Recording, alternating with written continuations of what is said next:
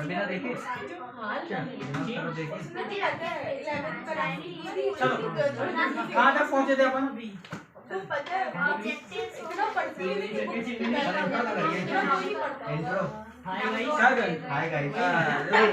Like share. देखो मैं इसको यूट्यूब के लिए बेसिकली बना नहीं रहा हूँ, मेरे को तो कोर्स बना करके बेचना है दूसरे प्लेटफॉर्म। वो तो यूट्यूब में भी इसलिए रख रहे हैं कि लैपटॉप पे कितना स्टोर करेंगे। ठीक है, मेरे को वीडियो में डाल दूंगा। जो है हमारा स्टोरेज नहीं ये मेरी बुक है। न्यू ट्रेड पॉलिसी हाँ मैंने बनाई है। फिजिकल डेफिसिट अपन ने पढ़ी था, physical policy, monetary reform. Physical का मतलब मैंने क्या बताया था, इंपोर्ट और एक्सपोर्ट के बीच का जो डिफरेंस है वो फिजिकल डेफिसिट या फिजिकल डेफिसिट कहलाता है। अब उस फिजिकल डेफिसिट को कम करने के लिए क्या किया गया, फिजिकल रिफॉर्म्स किए गए। फिजिकल रिफॉर्म्स में क्या किया गया कि हम किन प्रोडक्ट्स का इंपोर्ट घटा सकते हैं, किन प्रोडक्ट का इंपोर्ट बढ़ा सकते हैं, एक्सपोर्ट बढ़ा सकते हैं, और जो प्रोडक्ट हम इंपोर्ट कर रहे थे उनको अपने यहाँ कैसे मैन्युफैक्चर कर सकते हैं, उनको क्या फैसिलिटीज प्रोवाइड की जाए ताकि वो प्रोडक्ट यहीं बनने लगे। फॉर एग्जाम्पल हिंदुस्तान में अगर हर साल 1 लाख जो है वो लग रहे हैं ऑपरेशन में, जो डॉक्टर्स पहनते हैं, ठीक है ना, ऑपरेशन में जो सूट पहन रहे हैं पीपीई किट, वो मान लो 1 लाख पीस लग रहे हैं, और 1 लाख पीस कहाँ से आ रहे हैं, चाइना से, तो उसका पैसा चाइना जा रहा है। तो अगर हम क्या करें, इसका एक प्लांट इंडिया में ही लगा लें या किसी को प्रमोट करें कि वो ये प्लांट लगा ले, तो वो 1 लाख पीस यहाँ बनाएगा, यहाँ यूज होगा। तो 1 लाख पीस का जो पैसा जा रहा था वो बंद हुआ जाना, समझो, वो पैसा जाना बंद हुआ। दूसरा, वो 1 लाख की कैपेसिटी नहीं है, उसकी 10 लाख की कैपेसिटी है, तो वो जो 9 लाख पीस एक्स्ट्रा बनेगा जो हमारी कंट्री में कंज्यूम नहीं हो रहा, वो एक्सपोर्ट होगा। जस्ट एग्जांपल, इसको इस तरह से समझो, बिफोर 2014, समझना, आज ही मैंने इस चीज को पढ़ा, 2014 के पहले 2 कंपनियां थी हमारे इंडिया में जो मोबाइल बना रही थी, ठीक, और इंडिया लगभग 20,000 करोड़ का मोबाइल फॉरेन को सेल करता है, और 98% जो मोबाइल थे इंडिया में, समझना, 98% जो मोबाइल इंडिया में यूज होते थे वो इंपोर्ट होते थे, किसी भी कंट्री का, मान लो XYZ, चाइना, कोरिया, US, जहां से भी आ रहा है, ये डेटा है। अब इसकी वजह से क्या हो रहा है, फिजिकल डेफिशिएंट बढ़ रहा है, क्यों, हम मोबाइल इंपोर्ट ज्यादा कर रहे हैं, अपने लिए यूज करने के लिए हमको चाहिए। हमारी कंट्री में इतना सेल है कि हर साल लगभग 20 करोड़ के आसपास सेलफोन बिकते हैं इंडिया में, तो 20 करोड़ सेलफोन हम बना नहीं पा रहे क्योंकि हमारे 2 ही कंपनी है।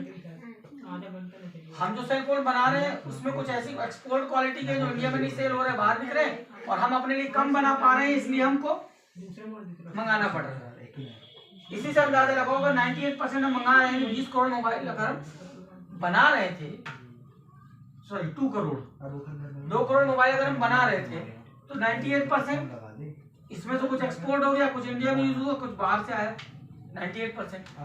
2023 जो करंट सिचुएशन है, फिजिकल डेफिसिट को कम करने का प्रोसेस कैसे होता है, आज की डेट में इंडिया में 200+ कंपनियां हैं जो मोबाइल बनाती हैं, लगभग 3.6 लाख करोड़ रुपए का मोबाइल हम एक्सपोर्ट करते हैं। पहले कितना था सर, इंग्लिश मोबाइल लेता कौन होगा? इंडिया का मोबाइल थोड़ी है वो, इंडिया में मैन्युफैक्चर हो रहा है, कंपनी तो सैमसंग की है ना, कंपनी तो एप्पल ही है ना, मैन्युफैक्चरिंग प्लांट अभी जो बाहर लगा था वहां बनता था, इंडिया में आता था, तो हमको क्या करना पड़ता था, इंपोर्ट करना पड़ रहा है, तो हमको पैसे ज्यादा देने पड़ रहे हैं। अब वही प्लांट इंडिया में लग गया तो मैन्युफैक्चरिंग इंडिया में हो रही है, पर लेबल किसका लगा है, सैमसंग का ही तो सेलफोन है, वो मेड इंडिया बना, तो पूरी गाइडलाइन किसकी चल रही है, सैमसंग की, या पूरी गाइडलाइन चल रही है लावा की, या पूरी गाइडलाइन चल रही है एप्पल की। अब समझना, ये चेंज हुआ। आज की डेट में इंडिया में लगभग 96 से 98% जो मोबाइल है वो हमारा सेल्फ मेड है।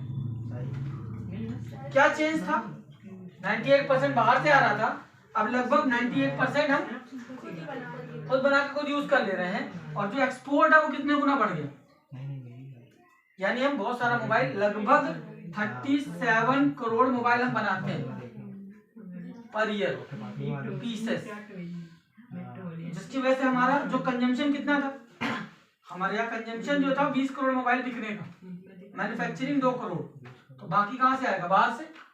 अब 20 करोड़ हमारी जरूरत है, हम बना रहे हैं 37, तो 17 करोड़ हम क्या करेंगे? एक्सपोर्ट ही तो करेंगे।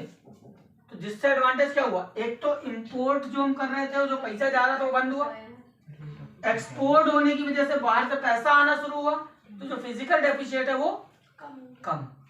ये एक प्रोडक्ट की बात है, जस्ट ओनली सेल फोन। अगर इसी तरह से बाकी प्रोडक्ट्स में भी होना चालू हो जाए, just like PPE kit, mask, खिलौने, बहुत सारे ऐसे प्रोडक्ट हैं जो हम इंपोर्ट कर रहे हैं और वो यहाँ मैन्युफैक्चर होना चालू होगा, तो इससे एम्प्लॉयमेंट बढ़ा, 2 कंपनी से 200 company. Sir beauty product same मंगा रहे हैं कि कम बना रहे हैं? दोनों चल रहा है ना, आप बना भी रहे हो, मंगा भी रहे हो। बस इम्पोर्टेंट क्या है, आपके बनाने का रेशियो बढ़े और मंगाने का रेशियो घटे और एक्सपोर्ट बढ़े, तो ये फिजिकल डेफिशिएट कंट्रोल में आए। आप इसको जीरो नहीं कर सकते, ध्यान रखना, या आप ये नहीं दिमाग लगा सकते कम कर सकते हैं। आप पूरी तरह से इंपोर्ट बंद नहीं कर सकते, वरना WTO आपको डंडा करेगा। इंपोर्ट के टैक्स हाँ भाई, क्यों वर्ल्ड ट्रेड ऑर्गेनाइजेशन क्यों बना? ताकि एक दूसरे से ट्रेड हो, और हम पूरी तरह से चाइना को बैन कर दें, तो इट इज नॉट पॉसिबल ना। WTO जो है हमारे ऊपर दूसरे रिस्ट्रिक्शन लगा देगा। तो हम क्या रूल लगाएं कि हमारा वहां से इंपोर्ट भी कम हो जाए और एक्सपोर्ट भी बढ़ जाए और डेफिसिट भी डाउन हो जाए। तो उसके लिए तरीका क्या है, हम खुद बनाने लगे भाई। तो आप WTO बोल सकते हो ना, हमारे यहाँ खुद ही बन रहा है, तो हम काहे मंगाएंगे भाई? समझ में आ रही बात?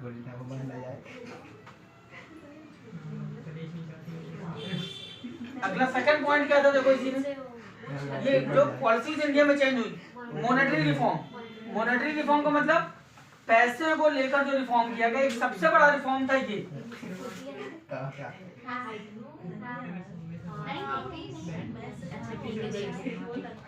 अभी जब तक ये सिंबल नहीं था, तो इंडियन की इंडिया करेंसी की वैल्यू इंडिया लगी। आफ्टर गेटिंग दिस सिंबल हम वर्ल्ड लेवल पर रिकॉग्नाइज हुए, और आज कंट्री लगभग 22 देश ऐसे हैं जो हमसे हमारी करेंसी में ट्रेड कर रहे हैं।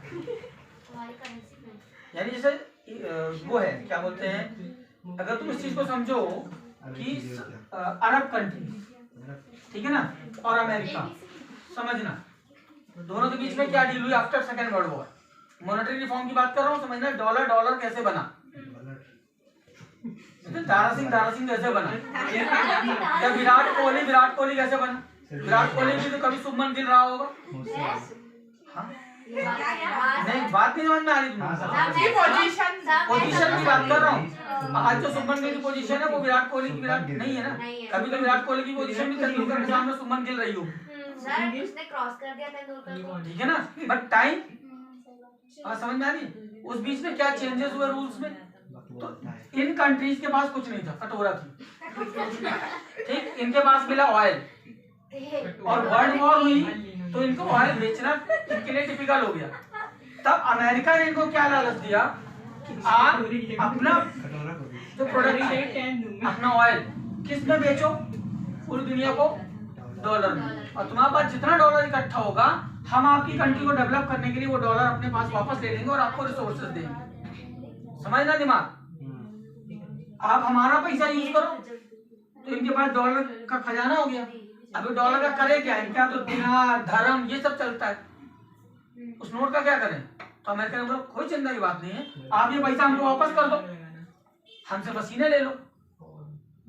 पहले हम अपना पैसा दे रहे हैं, फिर अपना पैसा वापस ले ले रहे हैं, और बीच में टैक्स भी ले रहे हैं, ठीक।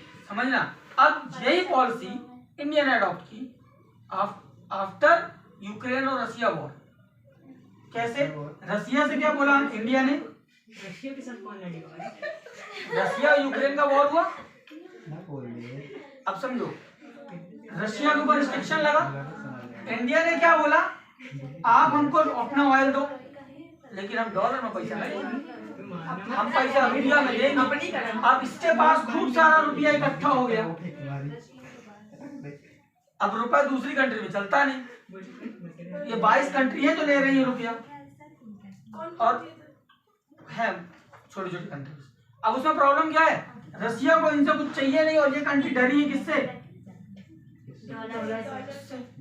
कि हमारे ऊपर रिस्ट्रिक्शन लग गया तो हम कटोरा पकड़ लेंगे। तो ये इससे रुपया ले नहीं रही। अब रशिया क्या परेशान, मैं रुपया क्या करूंगा, कोई ले भी नहीं रहा, मेरे पास ढेर भी हो रहा।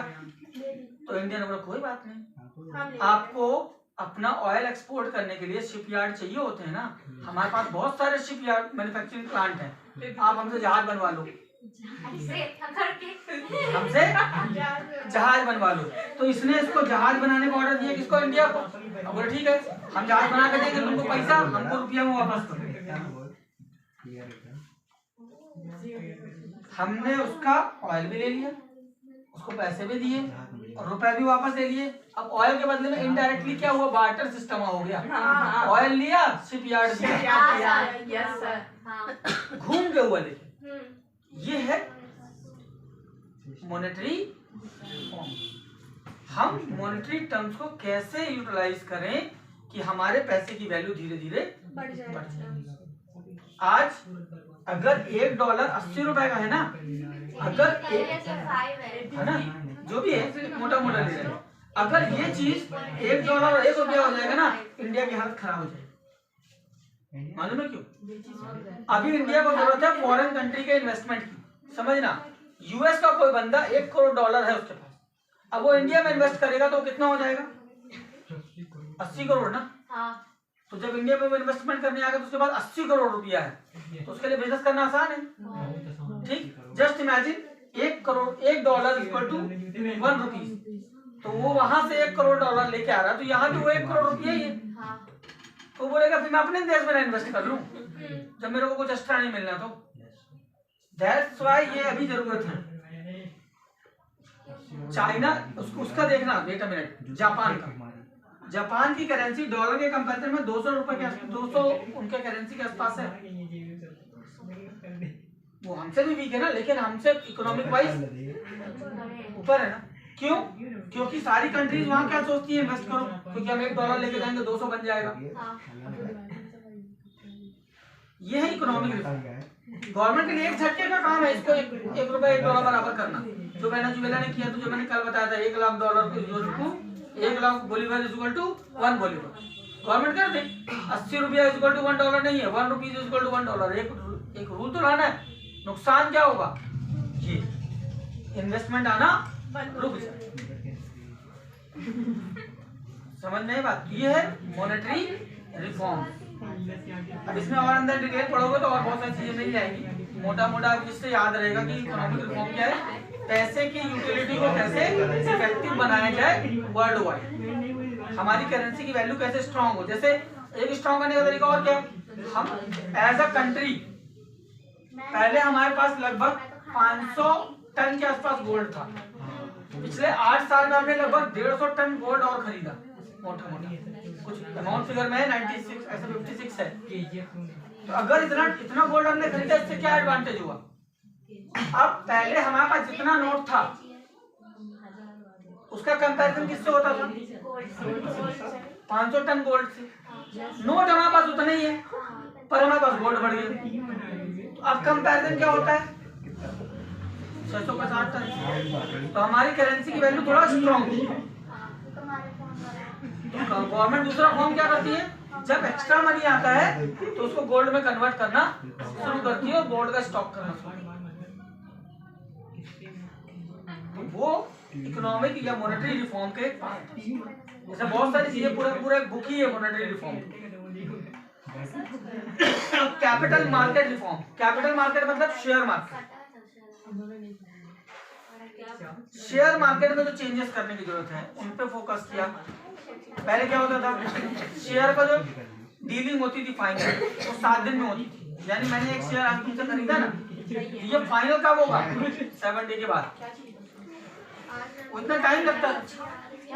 टेक्नोलॉजिकल एडवांटेज कर दिया, उससे क्या हुआ, 2 दिन में होने लगा। जस्ट इमेजिन, पहले चेक होता था, आप किसी को चेक काट के देते तो वो अगर लोकल बैंक है तो 2 दिन लेता था, आउट ऑफ स्टेट बैंक है तो 3 दिन 5 दिन लेता था, आउट ऑफ कंट्री है तो 8 दिन 10 दिन लेता था। अब क्या है, QR कोड, तुरंत पेमेंट खत्म। ये क्या है, आपने रिफॉर्म किए, चेंजेस किए जिससे एक्टिविटी फास्ट हो। तो कैपिटल रिफॉर्म मतलब शेयर मार्केट में इन्वेस्टमेंट बढ़े, उसके लिए रिफॉर्म करना। इस पे मैंने एक एग्जांपल तुम लोगों को दिया था, जब कोविड हुआ एट दैट टाइम इंडिया में बहुत सारा इन्वेस्टमेंट आया। हाँ तो कौन सी? अरे यूट्यूब में है ना, वेनेजुएला क्राइसिस या सिचुएशन ऑफ वेनेजुएला इस तरह से आप डालोगे तो काफी सारे वीडियोस आएंगे, तो उसमें एक आध वीडियो देखो तो समझ में आने लगेगा कि क्यों क्या है उसमें। Why Venezuela is Venezuela. हाँ, आज का वेनेजुएला जो स्थिति बनी वो क्यों बनी है ना। अब देखो, अब क्या ध्यान देना, जो इसमें अपन बात कर रहे हैं कैपिटल मार्केट के रिफॉर्म में, तो बताने वाले तो बुला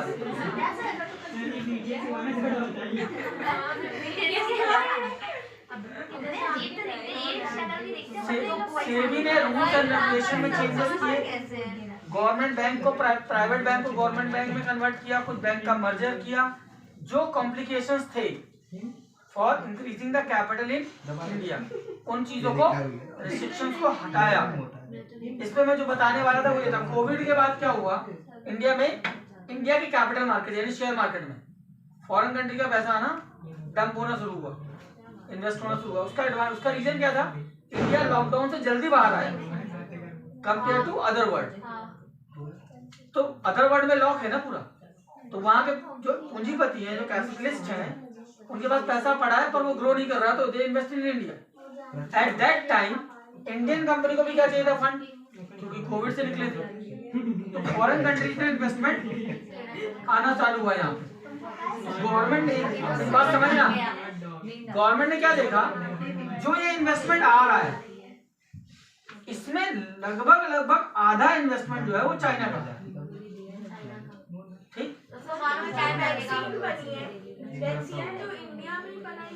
इंडिया में बनी, इंडिया में बनी, शिकला का ही है सर, मेरे को नाम बोल रहा है, मुझे एग्जैक्टली नाम नहीं याद।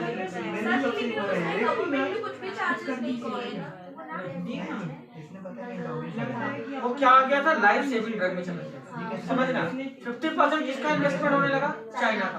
समझो, जो कैपिटल रिफॉर्म की बात कर रहा हूँ, गवर्नमेंट ने मार्केट को ओपन किया, फॉरेन से इन्वेस्टमेंट आए, और उसका इफेक्ट क्या हुआ, जब गवर्नमेंट ने देखा कि हमारे इंडियन कंपनीज में चाइना का इन्वेस्टमेंट ज्यादा बढ़ रहा है, ठीक है, तब प्रॉब्लम क्या हुई, अगर ये इन्वेस्टमेंट हर कंपनी में 51% से ऊपर चला गया, समझना, तो उस कंपनी को कंट्रोल कौन करेगा, चाइना। यानी हमारी इकोनॉमी को जब चाहेगा तब चाइना घुमा देगा। अब दूसरा प्रॉब्लम है ये WTO, ये हमको रोक रहा है कि आप इन्वेस्टमेंट रोक नहीं सकते। तो हमने कैपिटल रिफॉर्म क्या किया, हमने बोला जो हमारी लैंड लॉक कंट्री है या लैंड कनेक्टेड कंट्रीज है, उनका अगर इन्वेस्टमेंट इंडिया में आएगा तो वो एक पॉलिसी से गुजरेगा। पॉलिसी क्या, कि भाई हम ये चेक करेंगे कि ये इन्वेस्टमेंट लीगल है या इलीगल है, या जिस कंपनी में इन्वेस्ट हो रहा है वहां पर फॉरेन इन्वेस्टमेंट कितने %। हम प्रोटेक्ट क्या करना चाह रहे हैं, कि ज्यादा इन्वेस्टमेंट किसका रहे, इंडियन का रहे, ना कि फॉरेन। और एक्चुअल में क्या प्रोटेक्ट करने चाहते हैं, चाइना। तो चाइना वर्ड यूज नहीं कर सकते थे, तो उन्होंने क्या वर्ड यूज किया, जिन कंट्री से हमारी कंट्री का बॉर्डर टच होता है तो हम उनका इन्वेस्टमेंट चेक करेंगे, बाकी का चेक नहीं करेंगे। WTO भी कुछ नहीं बोलते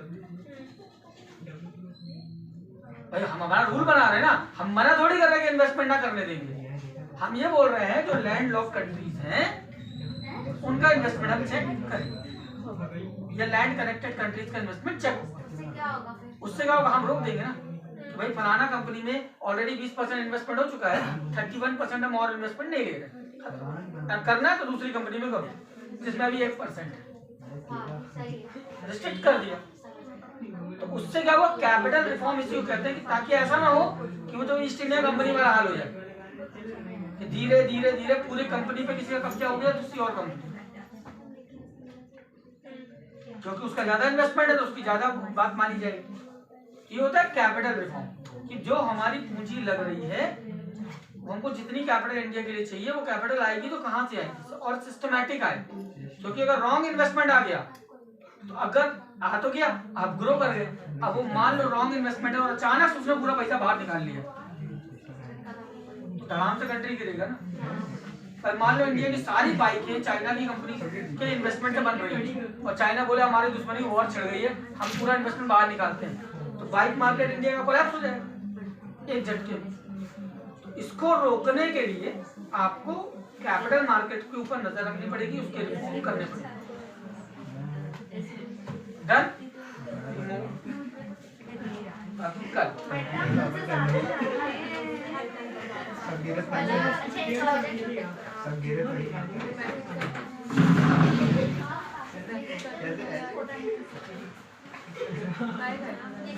लेके नहीं आई मैं हिंदी में बैठ रहा हूँ।